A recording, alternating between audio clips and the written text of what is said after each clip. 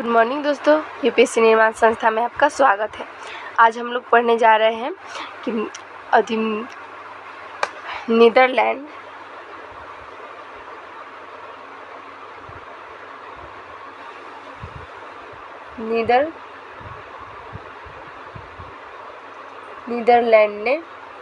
Netherlands ने माफ़ी मांगी है।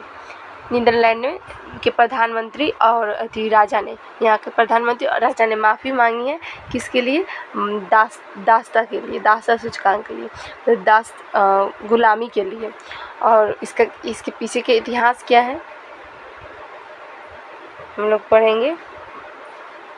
इसके पीछे के इतिहास के बारे में कि इसका इतिहास क्या रहा है कि नीदरलैंड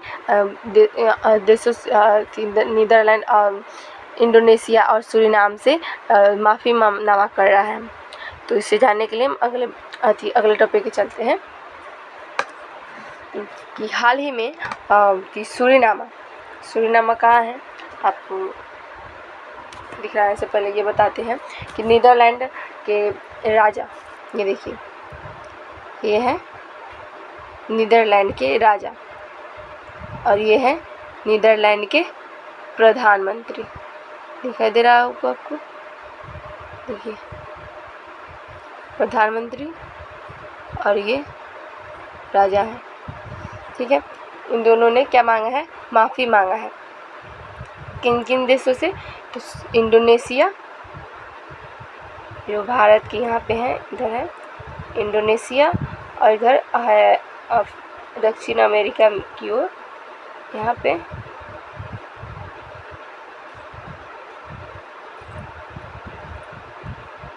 है सूरीनाम।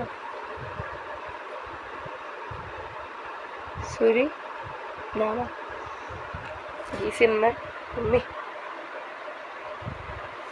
देखिए, यहाँ पे है इंडोनेशिया। देखिए, यहाँ पे भारत है, इसके बगल में है इंडोनेशिया। यहाँ पे छोटे छोटे द्वीपों में बटा हुआ है, देखिए इंडोनेशिया। और इधर है दक्षिण अमेरिका की ओर सूरीनाम। देखिए यहाँ पे सूरीनाम। देखिए, इसके पड़ोसी देश है फ्रेंच गुयाना और ब्राज़ील। पश्चिम में गुयाना और पूर्व में फ्रेंच गुयाना और दक्षिण में ब्राज़ील, और इसके उत्तर में है उत्तर अटलांटिक महासागर। तो इन सभी देशों के बारे में बताते हैं आपको। ये देखिए, यहाँ आपने देख लिया कि यहाँ पे सूरीनामा था और यहाँ पे इंडोनेशिया था। आपने ये देख लिया कि अब नीदरलैंड कहाँ है, तो ये भी दिखाते हैं नीदरलैंड है कहाँ। देखिए, ये है यहाँ पे, देखिए फ्रांस, बेल्जियम यहाँ पे है, ये वाला क्षेत्र है नीदरलैंड। और इसके बगल देखिए, इसके पूर्वी में जर्मनी, इसके पश्चिम में बेल्जियम, और इसके उत्तर में क्या है? उत्तर सागर है यहाँ पे।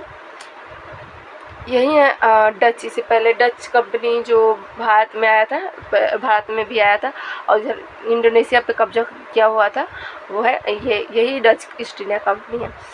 यहीं से वो कंपनी गया था, उसका नाम था डच। और ये देश है नीदरलैंड। ठीक है, तो ये हो गया। आपको आगे की कहानी बताते हैं कि माफ़ी क्यों मांग रहा है नीदरलैंड के प्रधानमंत्री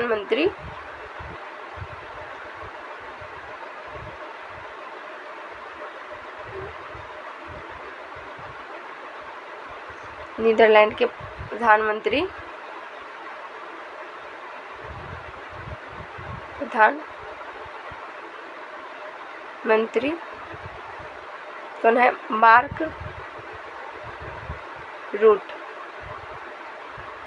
रूट।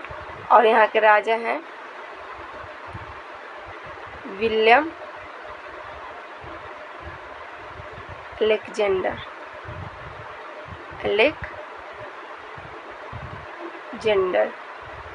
क्या है? विलियम अलेक्जेंडर, ये है राजा।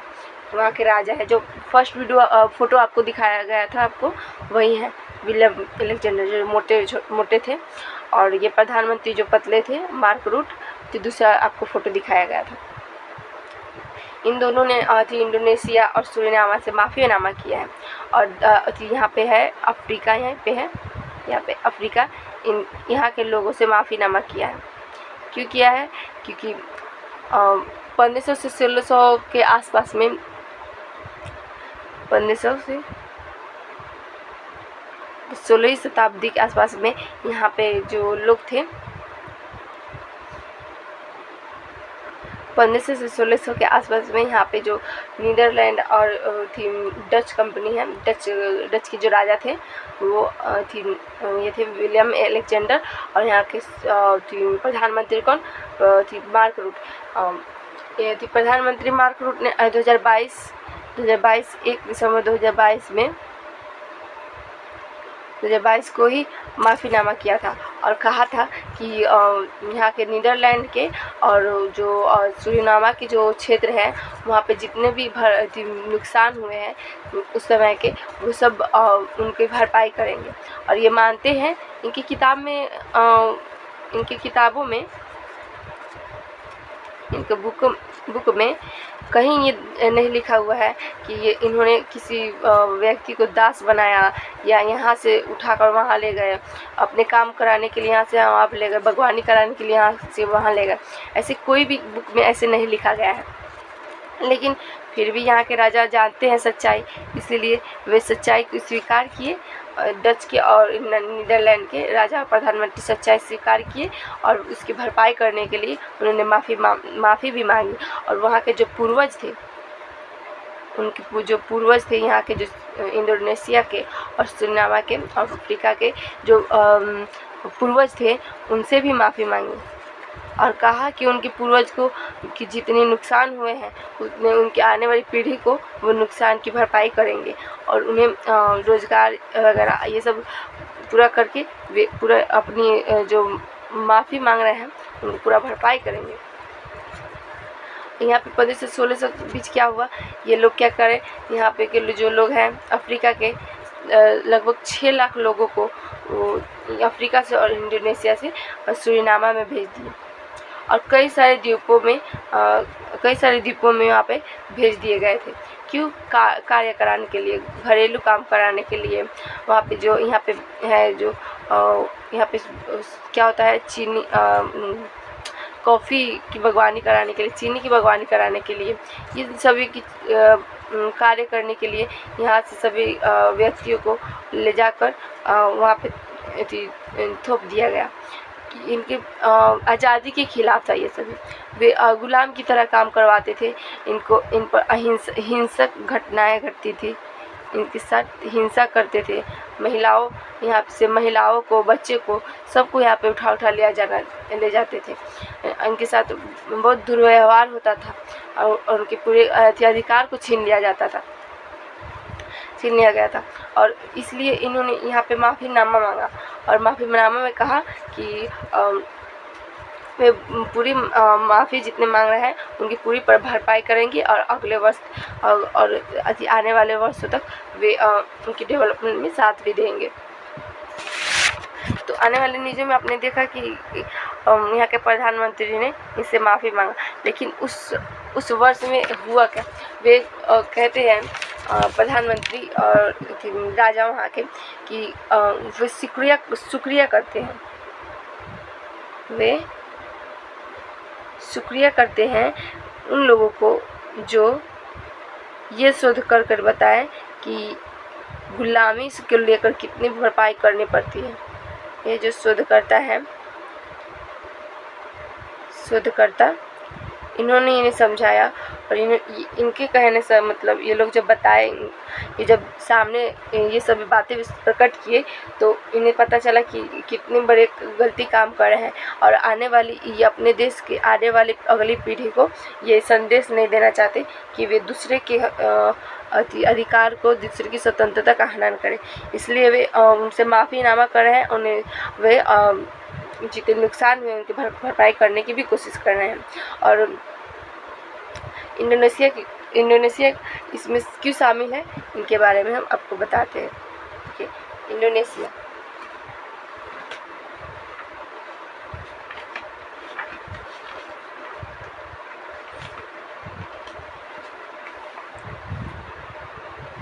देखिए, ये है इंडोनेशिया, इसकी राजधानी जावा है। देखिए, ये पूरा द्वीप जो है 3200 द्वीप में बटा हुआ है। देखिए, ये है पपुआ न्यू गिनी।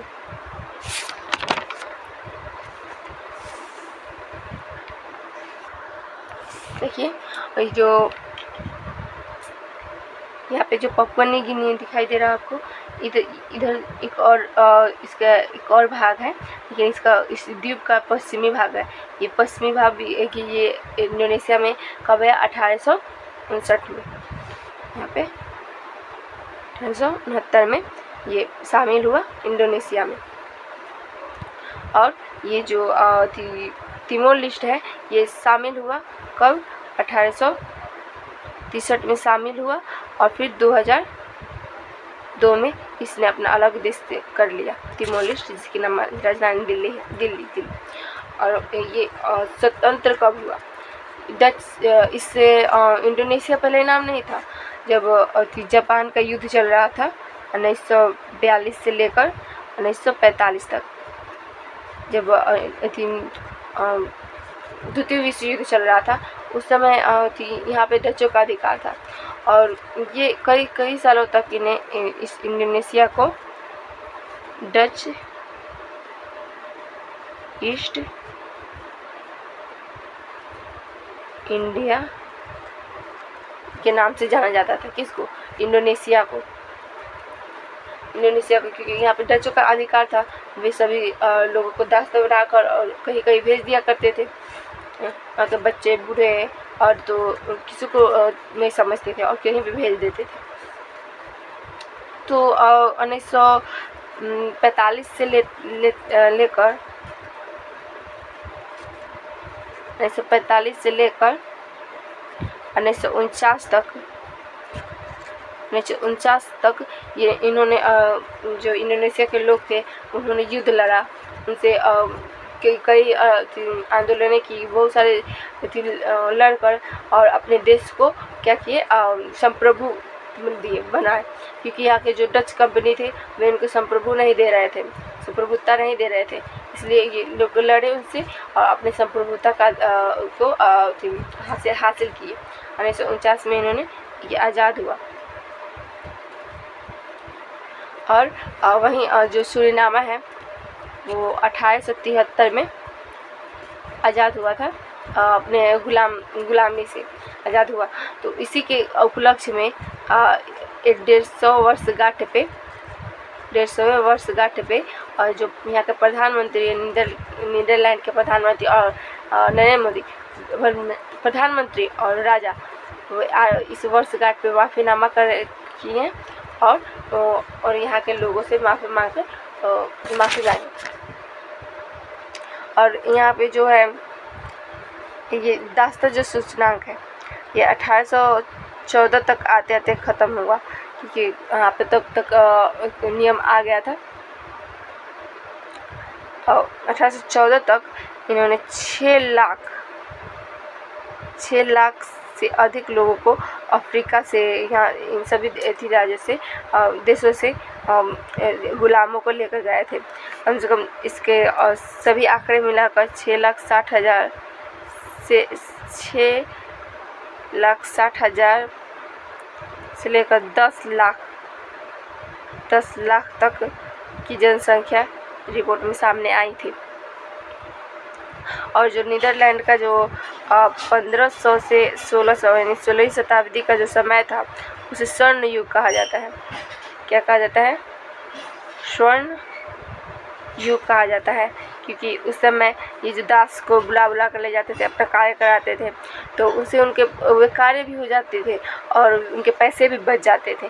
तो इनसे उनको धातु की भी प्राप्ति होती थी अलग अलग देशों में जाते थे तो वहाँ पे कि लोगों को गुलाम बना देते थे और वहाँ के धातु को अपने देश में ले जाते थे और अपने देश में ले जाकर भी उन लोगों से काम क्रिया कराया करते थे, जिससे उनकी पैसे की बचत होती थी और पैसे की बचत के साथ साथ उनके पैसे की उन्नति भी होती थी, विकास भी होता था।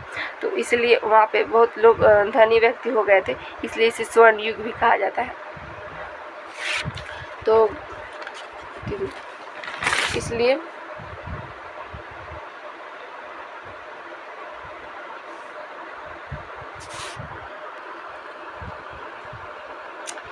इन्हें गुलामी से आज़ाद किया गया। तो नमस्ते दोस्तों, अब अगले वीडियो में हम अगले टॉपिक से वीडियो लाएंगे। तब तक के लिए हम लोग अपने अपने घर चलते हैं। गुड नाइट दोस्तों, गुड बाय दोस्तों।